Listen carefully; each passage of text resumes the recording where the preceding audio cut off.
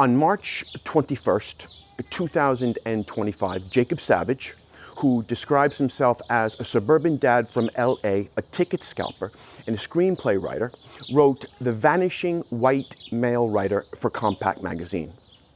In the piece, which went viral, Savage writes about how from the early 20-teens on, diversity preferences have kept young and relatively young white male fiction writers off of prize lists, year-end notable fiction lists, and out of prestige magazines like The New Yorker.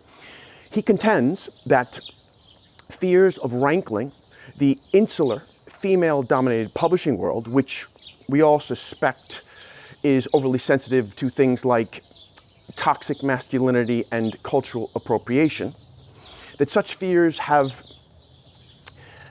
tied white male writers' hands, impeding them from vigorously, with the brutality and honesty that great art requires, taking on the plight of contemporary America and its plague of what Savage calls identity pieties.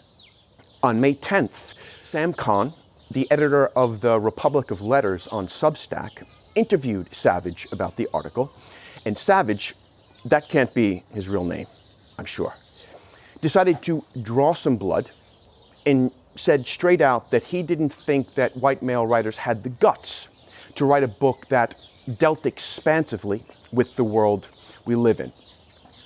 A borderline racist and certainly imprecise comment, nor do they have, in his opinion, the incentive.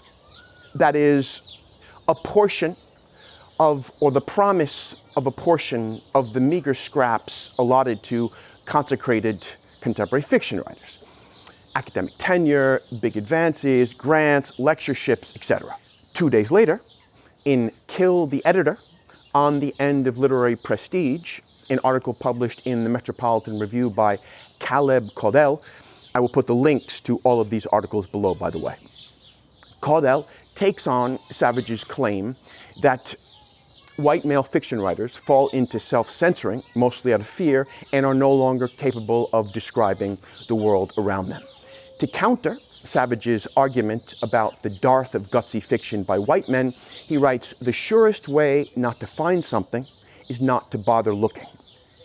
It's a legitimate criticism that Savage did not look hard enough for counterexamples, but Caudell doesn't provide any either. Instead, he sidestepped the issue and championed what he called more accessible publishing platforms like Substack, which he happened to be writing on. In this video, I am going to suggest a counterexample, and not some doorstopper either. 144 pages of stunningly sensible, well-crafted, and pull-no-punches prose, written by an early 30s, mostly heterosexual, white guy, born and bred in rural Oklahoma. Daybook, by Nathan Knapp, published in 2024, pulled off the slush pile by Splice, a small press in Great Britain, run by the Australian writer Daniel David Wood. Daybook should be read and celebrated, not because it was written by a white guy, but because it is the balls-out real fucking thing. Daybook takes place between Thanksgiving 2020 and Thanksgiving 2021, when the narrator, his wife, and their small child decide to flee lockdown Tulsa, Oklahoma, and their oppressive apartment there during the pandemic to move closer to Knapp's people further south in an attempt to salvage their marriage, which Knapp wants to be open. I'm not giving anything away. The book could be categorized as autofiction or an idea novel, as metafiction or memoir. In other words, it can't really be categorized. Knapp comes from Christian country people who hunt from the backs of their trucks, who take target practice at peacefully swimming turtles, who say Henri, the French pronunciation of Henry, when they want to say ornery. Knapp no longer espouses his family's beliefs, but he loves and respects them, and one gets the sense that he depends upon them for his sanity. As a literary artist, He mixes the mundane and the quirky, the reflective, the confessional, the tragic. He rants and he mourns. He riffs on ghosts and gravestones and the Civil War and the loss of loved ones. He writes about madness and dementia, about the purpose, the origins, and the significance of fiction. He takes on racism in a way that will make all of the smug, institutionally ensconced anti-racists squirm. And he is as deft on minutia, for example, the pleasures of tobacco smoking or the pros and cons of wearing glasses, as he is when taking on the great themes, like the Christian Trinity or sex and morality. The book jacket copy compares Knapp to Gerald Murnane, which I think is accurate.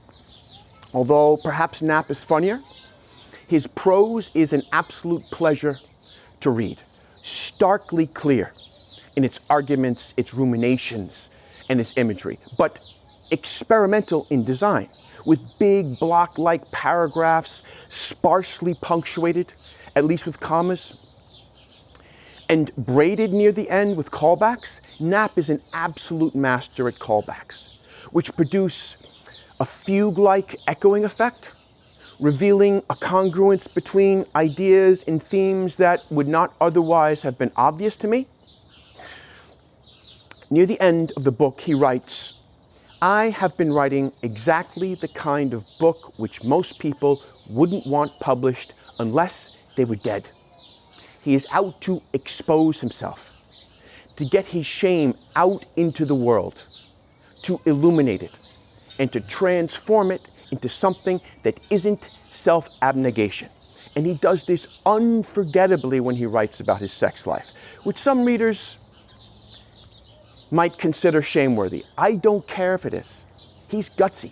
He's a risk taker, but not the try-hard kind, saying, "Look at me, I'm writing about all the things that you don't have the courage to," which is sort of what Jacob Savage is doing, and why so many writers have turned against him, even if he's telling the truth.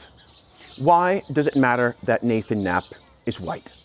It doesn't, except that white males, for being considered privileged and for having been the previous cultural arbiters and gatekeepers in the publishing world, were no longer allowed to call bullshit or to step out of line once the new guard had moved in without being threatened with silence. Too many ambitious and career-conscious white male writers policed their thoughts and convinced themselves it was the right thing to do and resented anyone who didn't.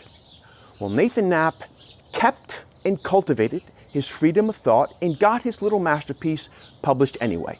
Not by one of the big five, but I would put it up against anything the big five has to offer. So there you go. Daybook by Nathan Knapp is the fly in the ointment of Jacob Savage's claim that white guys don't have the guts to write anything great that captures the zeitgeist. No, it didn't make any prize lists. It didn't get on any year-end notable fiction lists, but I've always suspected that those lists are mostly bullshit anyway.